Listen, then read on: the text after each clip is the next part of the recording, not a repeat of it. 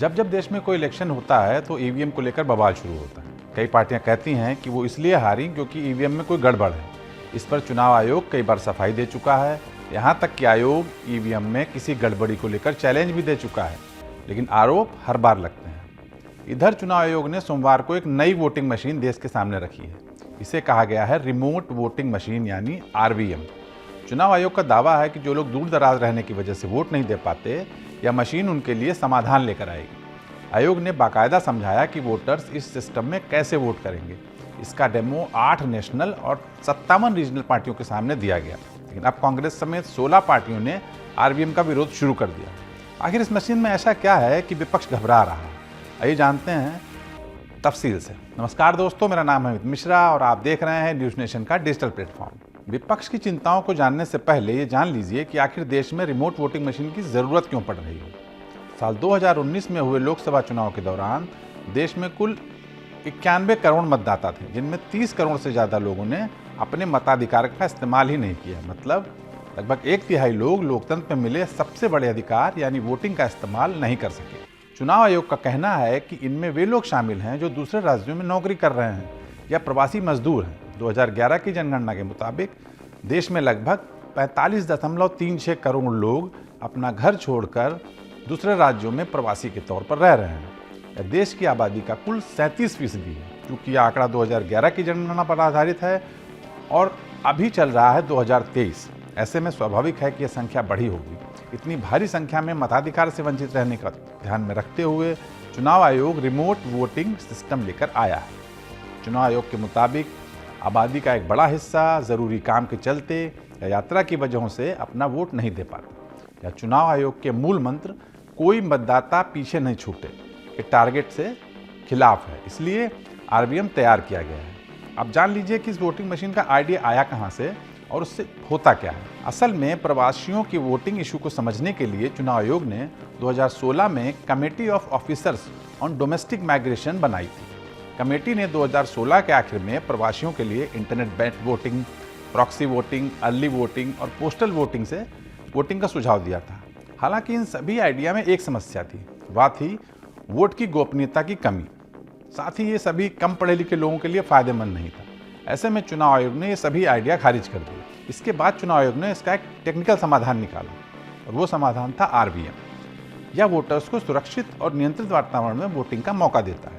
इस सिस्टम की मदद से घर से दूर यानी शहर, दूसरे राज्य में भी वोटर्स मतदान कर सकते हैं। इसके लिए उन्हें अपने शहर या गाँव जाने की जरूरत नहीं पड़ेगी। वोटर जिस शहर में रह रहा है उसे वहीं बनाए गए रिमोट वोटिंग स्पॉट पर जाना होगा और वहां जाकर वो वोटिंग कर सकेगा। स्टेप बाय स्टेप जान लीजिए कि रिमोट वोटिंग सिस्टम में वोट कैसे दिया जाता है। इसको एक उदाहरण से समझिए। मान लीजिए रोहित यूपी के सीतापुर का रहने वाला है और दिल्ली में नौकरी करता है। यूपी में इलेक्शन के दौरान रोहित को दिल्ली में ही बने स्पेशल वोटिंग बूथ पर अपना विधानसभा में वोट डाल सकेगा।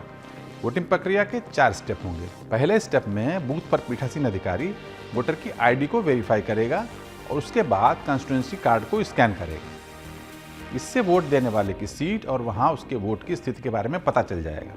दूसरे स्टेप में पब्लिक डिस्प्ले यूनिट यानी बड़ी स्क्रीन पर वोटर की कंस्टिट्यूएंसी का नाम दिखाई देने लगेगा। उसके अगले स्टेप में यानी तीसरे स्टेप में वोटर अपने पसंद के उम्मीदवार को वोट करेगा। ये गोपनीय रहेगा, ये नहीं दिखेगा कहीं, बस वो अपना वोट करेगा और वोट करते ही उसका वोट कंस्टिट्यूएंसी नंबर, राज्य कोड और कैंडिडेट नंबर के साथ वो दर्ज हो जाएगा।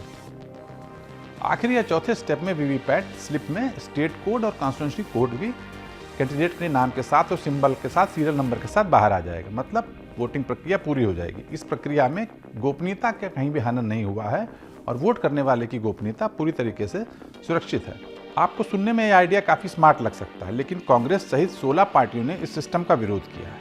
कांग्रेस नेता दिग्विजय सिंह का कहना है, अधिकांश रीजनल पार्टीज ने और नेशनल पार्टीज इस आरवीएम का विरोध किया। इसमें भारी राजनीतिक समस्याएं हैं। प्रवासी श्रमिकों की परिभाषा और संख्या साफ नहीं है। ऐसे में आरवीएम सिस्टम को नहीं अपनाया जा सकता। आम आदमी पार्टी के सांसद संजय सिंह ने भी इसका विरोध किया। उन्होंने कहा है, तो इस पूरे प्रोसेस में बहुत सारे फ्लॉज हैं, बहुत सारी कमियां हैं, जिसको आम आदमी पार्टी की ओर से मैंने, हमारे राष्ट्रीय सचिव पंकज गुप्ता जी ने यहाँ पर उठाया कि इस सिस्टम को अपनाने से फिर से वही दिक्कतें आएंगी जो ईवीएम से आ रही हैं। वो भी ईवीएम का लगातार विरोध करते रहे हैं। उनका कहना है कि अगर आपको सुधार करना है तो आप लोगों को ज़्यादा छुट्टी दीजिए और उन्हें आने जाने की मुफ्त सुविधा दीजिए, जिससे वो अपनी कॉन्स्टिट्यूंसी में जाकर वोट कर सकें।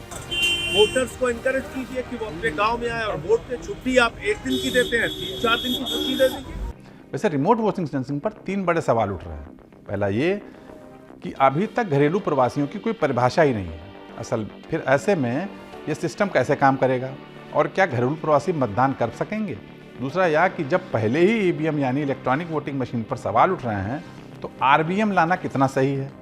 तीसरा और सबसे चुनौतीपूर्ण सवाल यह है कि रिमोट वोटिंग लोकेशन पर मॉडल कोड ऑफ कंडक्ट यानी चुनावी आचार संहिता कैसे लागू होगी? इस बात को कैसे सुनिश्चित किया जाएगा कि जहां पर वोटर मौजूद है वहां उसे किसी प्रकार का दबाव या प्रलोभन का सामना नहीं करना पड़ रहा? इसके अलावा जो सबसे बड़ा सवाल विपक्ष उठा रहा है वो है रिमोट वोटिंग सेंसिंग का फायदा बीजेपी को मिलने के बाद। आखिर ऐसा क्यों कह रहा है? इसके लिए हमें आंकड़ों में झांकना पड़ेगा। साल 2009 की वोटिंग की तुलना में साल 2014 का मतदान प्रतिशत 8% बढ़ा। एक्सपर्ट के मुताबिक निर्वाचन क्षेत्र स्तर का वोट का एनालिसिस किया गया तो उसमें पता चला कि मतदाता बढ़ने से एनडीए की सीट यानी भाजपा और गठबंधन की सीटें तेजी से बढ़ी, यानी बीजेपी और सहयोगी की जीत की संभावना बढ़ गई। बात यह निकल कर आई कि जहां वोटिंग ज़्यादा हुई वहां बीजेपी या उसके सहयोगी दलों को जीत मिली। एसोसिएशन ऑफ डोमेस्टिक रिफॉर्म्स के संस्थापक जगदीप छोकर का कहना है कि रिमोट वोटिंग सिस्टम के लागू होने से यकीनन वोटिंग प्रतिशत बढ़ेगा, लेकिन इससे फ़ायदा किसे होगा यह कहना अभी मुश्किल है। 30 करोड़ रिमोट वोटर्स जुड़ने से चुनावी मुद्दे भी उनके इर्द गिर्द होंगे। ऐसे में बड़ी पार्टियां और अमीर कैंडिडेट निर्वाचन क्षेत्र में और उससे बाहर जमकर प्रचार कर सकते हैं। इसका उन्हें फ़ायदा मिल सकता है। एक्सपर्ट का कहना है कि रिसोर्स के मामले में फिलहाल भारतीय जनता पार्टी सबसे आगे है। जानकार यह भी कह रहे हैं कि जिस राजनीतिक दल के सत्ता में रहते हुए ये सिस्टम लागू होगा उसे इसका फ़ायदा जरूर मिलेगा। इसके पीछे की वजह यह है कि दिल्ली, मुंबई, चेन्नई जैसे बड़े शहरों में रहने वाले प्रवासी मजदूरों को लगेगा कि सरकार ने उन्हें यह अधिकार दिया है, तो उसका मत उनकी तरफ जाएगा। लेकिन ऐसा नहीं है कि वोटर्स का दायरा बढ़ने से हमेशा केंद्र में बैठी सरकार को फ़ायदा ही होता है। साल 1988 में राजीव गांधी सरकार ने मतदान की उम्र सीमा 21 साल से घटाकर 18 साल कर दी। इससे अचानक वोटर्स का दायरा बढ़ गया।